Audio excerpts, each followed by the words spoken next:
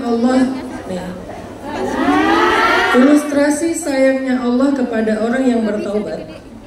Ilustrasi itu perumpamaan ya. Perumpamaan sayangnya Allah kepada orang yang bertaubat adalah seperti seorang musafir yang kehilangan kendaraannya di tengah padang pasir. Gimana keadaan orang yang kehilangan kendaraan di tengah padang pasir? Ketakutan. Dia takut akan celaka di tengah padang pasir, gak bisa sampai ke tujuannya, terombang-ambing, terlunta-lunta, sampai dia akan kehabisan air, dehidrasi, segala macam. Sehingga dalam kepanikan itu dia mencari-cari ontanya, dia mencari-cari kendaraannya seharian. Tiba-tiba karena gak kuat lagi dia jatuh pingsan. Setelah dia sadar dari pingsannya, tiba-tiba dia melihat di sebelahnya ada ontanya, kendaraannya, semua bekal makanan dan minumannya beserta dengan kendaraan itu masih utuh, ada di sebelahnya, dan kemudian dia berteriak, "Ya Allah, Engkaulah hambaku dan akulah Tuhanmu." Dia berteriak apa? "Ya Allah, Engkaulah hambaku, akulah Tuhanmu." Benar nggak? Salah.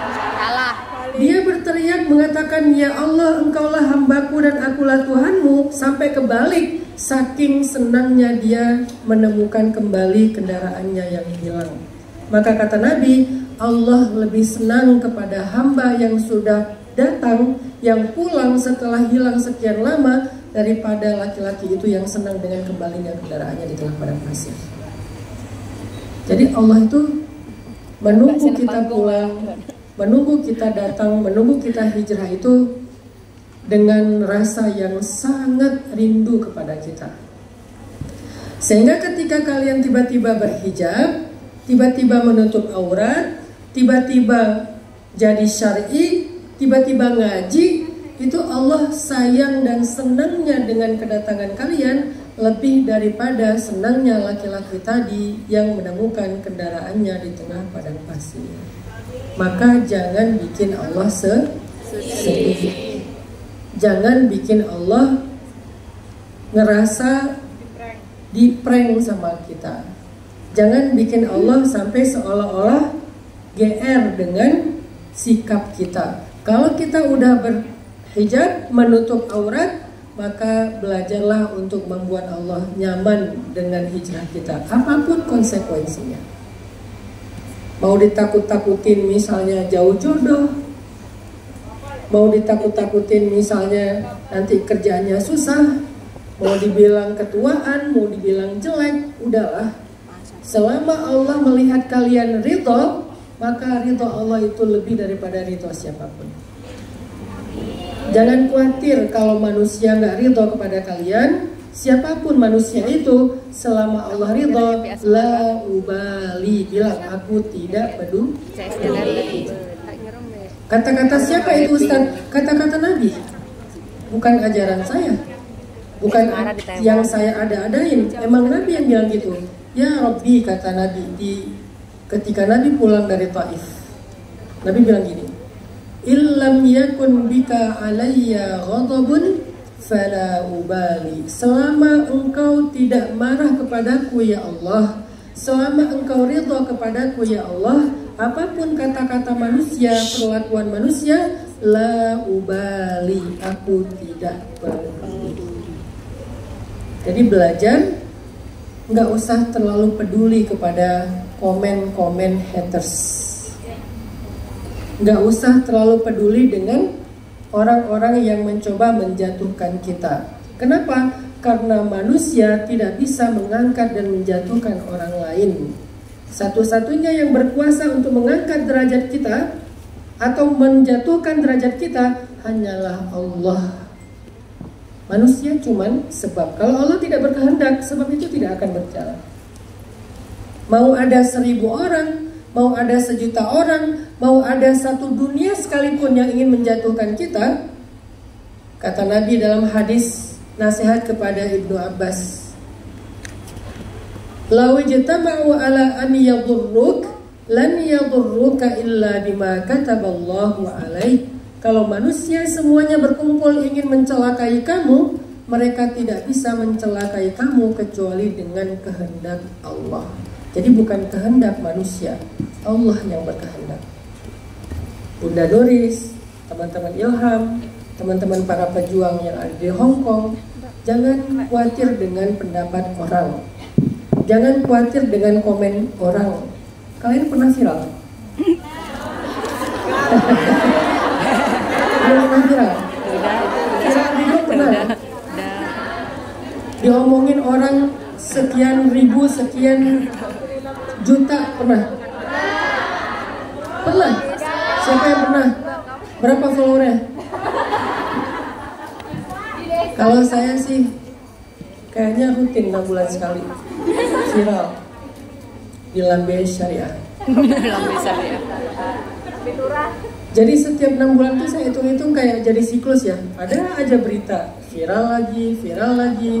Dan kalau udah viral kayak gitu, saya baca komen, itu komennya setengahnya tuh haters. Fitnah, gibah, mengada-ngada, mencela, merendahkan. Apakah itu mengganggu Ustadz? Pasti secara manusiawi.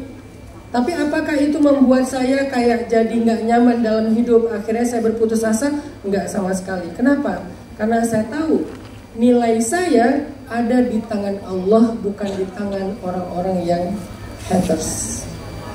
Sehingga kalau Allah melihat apa yang saya lakukan itu tidak salah, apa yang saya lakukan itu tidak melanggar syariat, bahwa saya tidak melakukan sesuatu yang dosa, maka la ubali, saya enggak peduli. Arti enggak peduli, saya bahkan enggak mau baca komen itu, cuman lewat doang, udah lewat. Jadi teman-teman sekalian, saya pengen ngucapin terima kasih kepada kalian semuanya untuk kesempatannya. Saya balik lagi ke Hong Kong nyari apa kemarin ya? Nyari duren. Balik ke Hong Kong nyari minyak rambut. Alhamdulillah ya, keren banget ya nyari minyak rambutnya ke Hong Kong ya.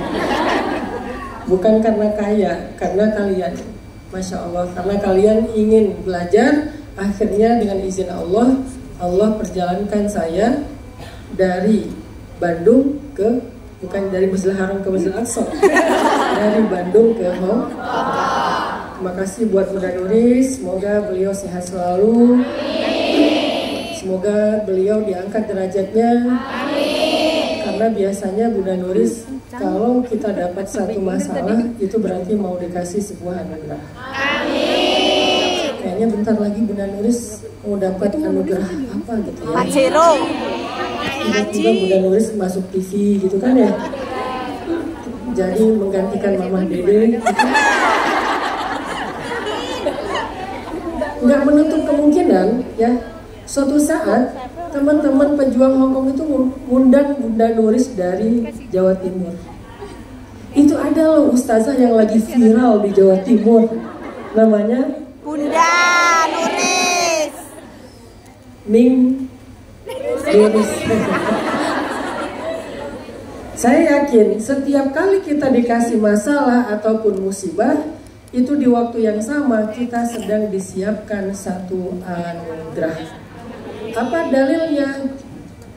Dalilnya fa inna ma'al usri yusra. Usrinya sekarang sedang dirasakan sama Bunda Nuris. Bunda Nuris misalnya sedang diuji dengan sebuah ujian, Bunda Nuris sedang bermasalah dalam beberapa urusan, itu usrinya. Sedangkan Allah bilang fa inna ma'al usri yusra. Berarti Bunda Nuris sekarang lagi disiapin yusranya. Biasanya semakin berat usrinya, musibahnya, semakin istimewa anugerahnya.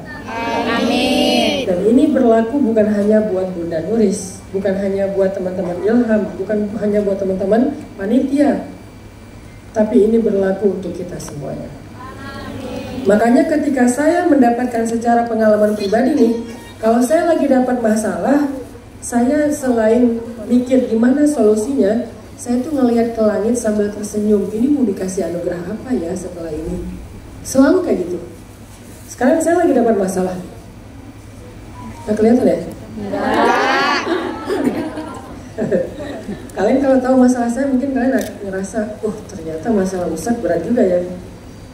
Karena lumayan sih masalahnya. Tapi jangan dicari-cari terus dibikin gosip ya. Masalahnya Ustadz mau apa? Enggak. Ini masalahnya di luar masalah dewasanya. Saya lagi punya masalah yang lumayan berat. Dan saya pernah mengalami masalah yang sama juga di masa lalu dengan masalah yang lumayan berat. Dalam urusan pekerjaan mungkin, dalam urusan bisnis mungkin, dalam urusan pertemanan, Allahu a'lam, pokoknya ada aja. Tapi setiap kali saya dapat masalah yang berat kayak gitu, saya selalu berpikir bahwa fa inna ma'al usri yusra. Ini mau dikasih anugerah apa ya setelah ini? Jangan-jangan saya mau dikasih rezeki. Jangan-jangan saya mau dikasih kejutan apa? Siapa tahu bisa haji. Siapa tahu bisa kemana? Siapa tahu bisa ke bulan gitu ya. Amin. Ada aja lah pokoknya, ada aja. Intinya bahwa fa inna ma'al usri yusra, inna ma'al usri yusra itu akan terus terulang. Makanya ayatnya diulang 2 kali. Itu akan terus terulang dalam hidup kita. Makanya ayatnya diulang 2 kali. Setiap ada kesulitan, ada kemudahan. Ada kesulitan, ada kemudahan. Yang gitu aja terus. Gak ada kesulitan datang sendiri, terus gak ada kemudahannya, itu gak ada. Ada Ustadz, saya pernah dapat kesulitan tapi gak dapat kemudahan. Karena kamu udah berputus asa sebelum kemudahan itu turun. Bersabarlah, tunggulah. Sampai kapan? Kita gak pernah tahu sampai kapan. Yang tahu cuma Allah. Bukan kita yang menentukan waktunya. Kita hanya menentukan pilihan mau nunggu atau enggak, itu aja. Bukan kita yang menentukan waktunya. Kita cuma dikasih pilihan mau menunggu sampai kemudahan itu datang atau enggak. Mau kuat apa enggak, mau bersabar dan bertahan apa enggak, itulah pilihan kita. Sedangkan pilihan kapan dan di mana hanya Allah yang menentukan. Sabarin aja, nanti datang ya. Ada satu kesulitan yang saya dapatkan dalam hidup dan saya berdoa kepada Allah, dan sekarang udah berjalan belasan tahun. Doa itu belum terwujud dalam kehidupan saya. Yang menjadi harapan saya itu belum saya dapatkan sesuai dengan doa saya. Tapi saya nggak pernah berhenti untuk berdoa, walaupun udah belasan tahun. Ada yang saya dapatkan setelah setahun, setelah 5 tahun, setelah 10 tahun. Ini ada yang udah belasan tahun saya belum dapatkan, tapi saya masih tetap berharap. Saya nggak mau berputus asa, saya nggak mau berhenti berdoa. Bahkan Nabi Zakaria meminta anak. Walam akum bidu'aika rabbi syaqiyya. 50 tahun berdoa minta anak, kata Nabi Zakaria, aku belum pernah berputus asa dan berhenti berharap kepada Engkau ya Allah. Walaupun 50 tahun. Jadi bahwa anugerah itu ada pasti. Tapi kapan, Allah yang maha tahu. Tugas kita cuman menunggu dan terus berharap. Kalau kita dapat kesulitan tapi nggak dapat kemudahan, kemungkinannya cuma satu, kita berhenti di tengah jalan. Jangan-jangan kemudahannya mau datang besok, hari ini kita udah berputus asa. Jangan-jangan kemudahan itu akan datang nanti malam, siang ini kita udah putus asa. Jangan-jangan kemudahan itu datangnya nanti zuhur, pagi ini kita udah putus asa. Jangan-jangan hari ini harusnya kita dapat kemudahan, tapi kemarin kita udah putus asa. Gak ada yang tahu waktunya. Tapi bahwa fa inna ma'al usri yusra, bersama dengan kesulitan pasti ada kemudahan dan anugerah. Saya percaya itu. Itulah yang menguatkan saya menjalani ujian-ujian yang berat. Apapun ujiannya, mau ujian fisik, mau ujian harta, mau ujian perasaan, saya sabar. Saya nggak pernah berputus asa. Ustadz pernah patah hati nggak? Mungkin ya patah hati anak muda lah. Karena saya juga pernah muda ya. Namanya ABG, umur belasan tahun, sekolah, kuliah, patah hati. Mungkin banyak, nggak semua sih, tapi banyak anak muda yang ngerasain kayak gitu. Apakah ketika saya patah hati, terus saya jadi trauma, nggak mau membuka hati lagi? Ya, saya masih tetap berharap, ya Allah berikan saya seorang pasangan, berikan saya jodoh, berikan saya cinta sejati, bla bla bla. Gak pernah berhenti berharap. Walaupun mungkin bagi sebagian orang ngerasa sekali dia dipatahin, trauma seumur hidup. Padahal kalau kamu pernah dipatahin, itu pasangannya adalah akan dibahagiakan. Kan dipatahin itu masuknya kategorinya apa? Kesulitan kan? Fa inna ma'al usri kan? Apa usrinya dipatahin? Ditinggal pas lagi sayang-sayangnya. Terus pasangannya usri apa? Yusra. Berarti pasangannya ditinggal apa? Datang yang baru. Apa pasangannya ditinggal apa? Bingung ya? Ditemani kan? Pasangannya dikhianati apa? Setia. Pasangannya diabaikan apa? Diperhatikan. Pasangannya direndahkan apa? Dimuliakan. Ya, ditinggikan, dimuliakan. Kan itu pasangannya. Jadi kalau kalian pernah dipatahkan, nanti kalian akan diluruskan. Ya. Kalau kalian pernah dipatahkan, nanti kalian akan dijaga perasaannya. Kalau kalian pernah ngerasa ditinggalkan, nanti kalian akan ditemani, akan setia, kan gitu ya. Itulah pasangannya. Fa inna ma'al usri yusra itu. Jadi kenapa harus berputus asa dengan trauma nggak membuka hati lagi? Ustadz, saya udah coba buka hati yang kedua, patah lagi Ustadz. Saya coba buka hati yang ketiga, patah lagi Ustadz. Semakin kalian berkali-kali patah, berarti pasangan kemudahan-kemudahannya juga semakin istimewa. Biarin aja patah, biarin aja. Biarin aja ditinggalkan, biarin aja direndahkan, biarin aja dikhianati, biarin aja diabaikan, biarin. Kenapa? Karena semakin banyak kalian mendapatkan pengalaman usrin, berarti yusronya kalian semakin istimewa. Ini berlaku dalam masalah perasaan, berlaku dalam masalah finansial, berlaku dalam masalah fisik. Ba'sa, dorro, zulzilu, ujian fisik, ujian harta, ujian perasaan, kata Allah. Sama. Makanya teman-teman yang dirahmati Allah, hari ini saya pengen bahas tentang bagaimana caranya kalau kita lagi capek. Makanya judul kita apa? Gak bisa yuk. Ada yang pas daftar ditanya sama panitia, mau ngambil yang kajian apa? Ustadz Yura katanya. Kok saya jadi Ustadz Yura ya? Anak-anak muda pasti ngerti lah ya bahasa-bahasa yang lagi happening, yang lagi viral. Kan Yura. FYP. Saya juga gak kenal sama Yura sebetulnya. Apa judul kita siang ini? Pagi ini? Jam berapa sekarang? Siang? Gak bisa Yura, aku gak capek. Aku lelah. Kenapa kalian daftar ini? Udah capek. Okay. Kan kalau daftar yang ustadz yang lain atau kiai yang lain kan sholawat, sabar, siksa kubur, enggak ya? Cahaya ilahi. Kenapa yang bareng dengan sharing bareng dengan Tuhan malah ngomonginnya guri, capek, bencana. Bencana yo. Oke, kita pengen belajar tentang gimana cara apa yang harus kita lakukan kalau kita lagi capek secara mental. Bukan capek secara fisik ya. Kalau capek secara fisik jelas tidur, istirahat, makan, nonton, shopping, tergantung orang. Tapi kita pengen belajar gimana caranya kita bertahan atau bahkan bisa bangkit sedangkan kita dalam keadaan mengalami lelah mental, capek mental. Ini kita masih membahas tentang mental health atau kesehatan mental. Kenapa saya sering bahas mental health akhir-akhir ini daripada ngebahas tentang masalah perjombloan?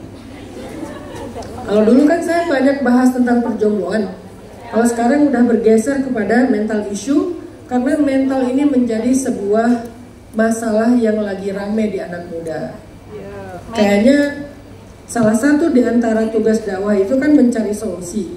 Nah sekarang masalah anak muda itu bukan lagi tentang patah hati. Patah hati itu udah masuk ke dalam contoh-contoh mental problem. Tapi masalah yang lebih besar lagi sekarang yang dialami anak muda adalah masalah mental problem. Dan saya pengen ngajak anak muda belajar tentang yang namanya mental health, kesehatan mental. Hari ini kita bahas tentang lelah mental atau capek. Capek juga. Karena mungkin sebagian dari kalian lagi ngerasain, aduh aku lagi capek banget nih, aku lagi lelah mental banget. Itu bagus kalau kalian cepat sadar bahwa kalian sedang mengalami kelelahan mental, itu bagus. Sehingga kalau kalian udah sadar duluan, kalian bisa mencarikan solusi. Yang jadi masalah, banyak orang yang mengalami kelelahan mental tapi dia nggak sadar. Banyak orang yang mengalami kelelahan mental tapi dia nggak mau mengakui. Enggak kok, aku baik-baik aja. Padahal dia lagi mengalami kelelahan mental. Sehingga karena dia nggak sadar atau dia ignoring, dia nggak mengakui, dia menolak kenyataan itu, akhirnya yang terjadi apa?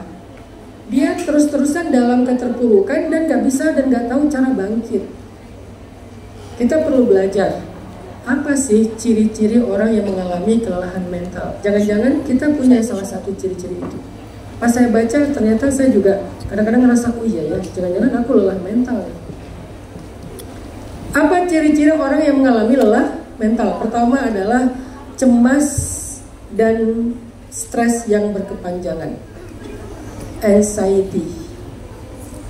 Cemas wajar, semua orang cemas. Tapi kalau cemas terus, segala dicemasin, segala dikhawatirin, kepikiran, overthinking, mencemaskan keluarga, mencemaskan pasangan yang LDR-an, wajar nggak dicemasin? Wajar. Beralasan nggak dicemasin? Beralasan. Beralasan. Apalagi laki-laki. Yap. Dan perempuan. Sama aja sih. Adil. Mencemaskan anak, mencemaskan pasangan, mencemaskan keluarga, mencemaskan orang tua, mencemaskan masa depan. Ini kalau saya kayak gini-gini terus nanti masa depan saya gimana? Mencemaskan hal-hal yang belum terjadi. Kadang-kadang sampai mencemaskan yang sifatnya nggak perlu dicemaskan, hal-hal yang sifatnya sepele. Mencemaskan misalnya kira-kira nanti si Fulan jadi cerai nggak ya sama si Fulan, gosip, dicemasin. Kalau laki-laki mencemaskan tentang bola, kira-kira nanti Real Madrid bisa juara liga nggak ya? Kalau perempuan biasanya apa? Drakor. Mencemaskan si Fulan sama si Fulan yang di drakor itu mereka bakal putus atau enggak. Dan seterusnya, kita kadang-kadang mencemaskan sesuatu secara berlebihan, itu menunjukkan bahwa kita sedang mengalami kelelahan mental. Semakin sepele masalah tapi kita semakin cemas, berarti memang mental kita lagi capek banget. Walaupun bukan itu inti masalahnya, tapi kecemasannya bisa kemana-mana, teman-teman. Berarti kita sedang mengalami kelelahan mental. Muncullah yang namanya anxiety. Anxiety itu cemas yang membuat kita nggak nyaman, disebut dengan anxiety disorder. Serangan kecemasan. Jadinya overthinking, malam nggak bisa tidur, jadi begadang, terus kayak segalanya takut, khawatir, terus dihantui dengan rasa khawatir. Lama-lama dia akan bisa merusak pikiran, perasaan, bahkan merusak hidup kita. Kalau kalian mulai merasakan sering tertekan, stres, cemas yang berlebihan, berarti kalian mengalami kelelahan mental. Nabi pernah nggak cemas kayak gitu? Pernah. Walaupun penyebab Nabi cemas beda sama kita. Kalau kita mungkin penyebab cemasnya karena urusan-urusan dunia. Kalau Nabi penyebab cemasnya karena urusan-urusan dakwah. Nabi pernah banget cemas. فَلَعَلَّكَ بَاخِعٌ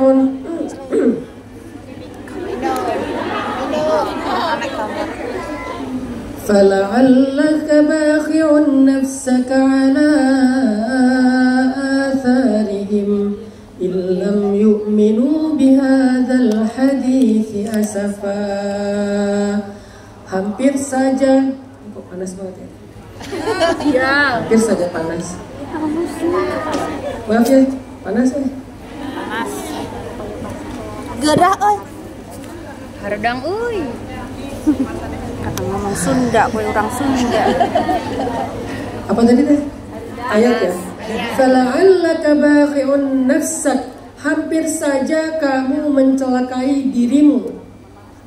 Ala atharihim, karena mikirin mereka, karena khawatir terhadap penolakan-penolakan mereka, karena khawatir terhadap kesesatan mereka, karena khawatir terhadap akhirat nerakanya mereka. Illam yu'minu bihadzal hadithi asafa, sangat-sangat sedih terhadap kekufuran orang-orang yang menolak dakwah Nabi. Sehingga Nabi cemas. Gimana nanti kalau Abu Thalib meninggal dalam keadaan kafir? Gimana nanti kalau Abu Lahab gak mendapatkan hidayah? Gimana terus mencemaskan. Fala'allaka bakhi'un nafsaka ala atharihim. Sehingga Allah Subhanahu wa taala memberikan nasihat kepada Nabi untuk belajar menyerahkan masalah itu kepada Allah. Jangan kamu yang pikirin, biar Allah yang pikirin. Kamu tidak akan bisa memberi hidayah kepada orang yang kamu cintai. Allah yang memberikan hidayah. Maka obat dari cemas adalah belajar yang namanya menitipkan urusan kita kepada Allah. Jadi kalau kalian merasakan kelelahan karena cemas, dengan indikasi cemas, maka belajarlah untuk menitipkan masalah kalian kepada Allah. Titipkan kepada Allah. Kenapa saya bilang titipkan? Karena Nabi SAW bersabda, Innallaha idza studi'a syai'an hafizah. Allah itu kalau dititipin sesuatu pasti akan dijaga. Ustaz pernah cemas? Pernah. Tapi saya akan langsung titipkan kepada Allah. Ya Allah, saya titip ya masalah ini kepadamu. Ya Allah, saya titip ya anak-anak kepadamu. Ya Allah, saya titip ya keluarga saya kepadamu. Ya Allah, saya titip ya rumah saya, harta saya, pekerjaan saya kepadamu. Ya Allah, saya titip ya kemuliaan saya, harga diri saya, nama baik saya kepadamu dari orang-orang yang hasad. Ya Allah, saya titip ya, ya Allah, saya titip ya. Saya selalu setiap hari menitipkan hidup saya kepada Allah, dan itu sangat meringankan kecemasan saya. Karena Nabi sendiri yang berjanji. Kata Nabi, Allah kalau dititipin sesuatu pasti dijaga.